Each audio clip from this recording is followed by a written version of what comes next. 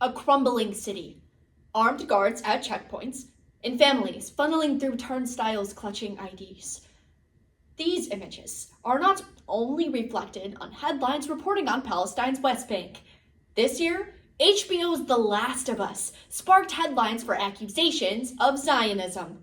Time magazine on April 11th of 2025 explains that the parallels between the show's military checkpoints and the Israeli-Palestinian conflict are clear if you're looking for them. However, many viewers didn't notice, raising frustrations over how such a contentious story could be told without accountability. And yet, this parallel wasn't accidental. As the Los Angeles Times on January 23rd of 2023 reveals, the creator Neil Druckmann admitted that The Last of Us was always shaped by his upbringing in the West Bank as an Israeli citizen. The checkpoints, the quarantine, the violence, each aspect was designed to echo his childhood experiences. But considering that this controversial commentary went largely unnoticed until this year, despite the game's narrative debut in 2013, we must ask, how does Neil Druckmann use storytelling in The Last of Us to rhetorically frame the Israeli-Palestinian conflict? To answer, we turn to Walter Fisher's Narration as a Human Communication Paradigm, published in the journal Communication Monographs, Volume 51.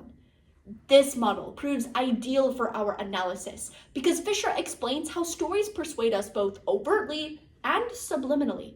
So, let's first discuss Fisher's model, then apply it to The Last of Us, before finally drawing implications to better understand Druckmann's narrative goals as he told the Washington Post in 2020.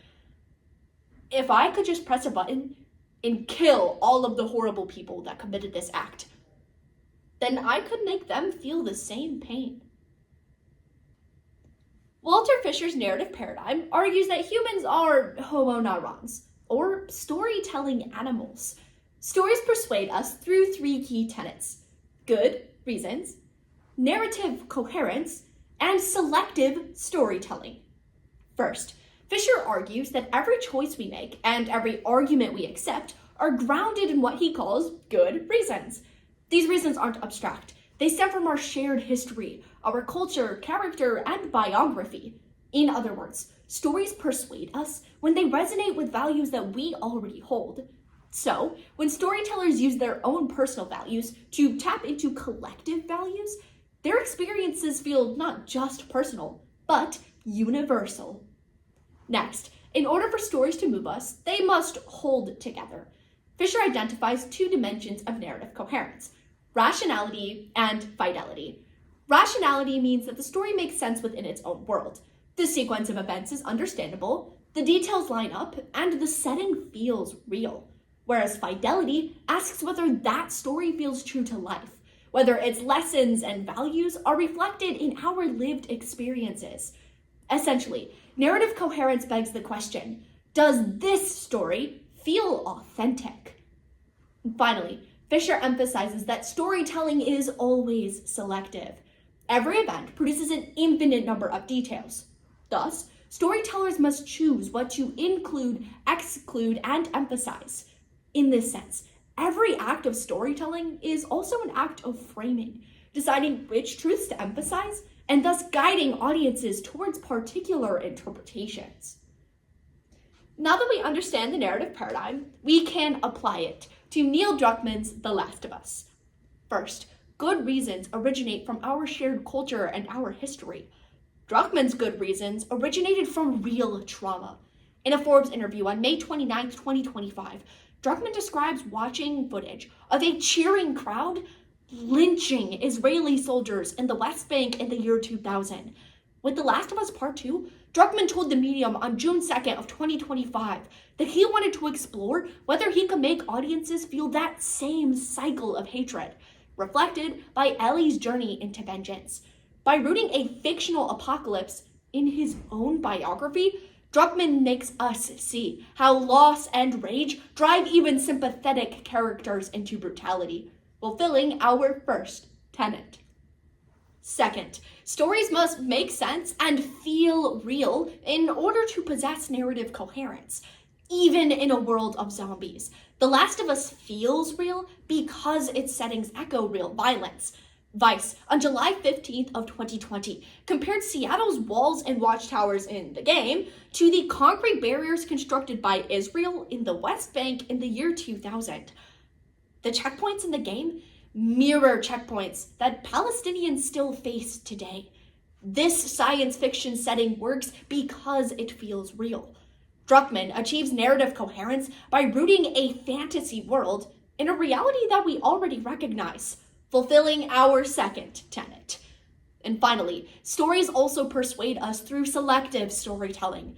The Forward Independent on August 4th of 2024 notes that Neil Druckmann, an Israeli-American, frames the powerful and militarized Washington Liberation Front as a metaphor for Israel.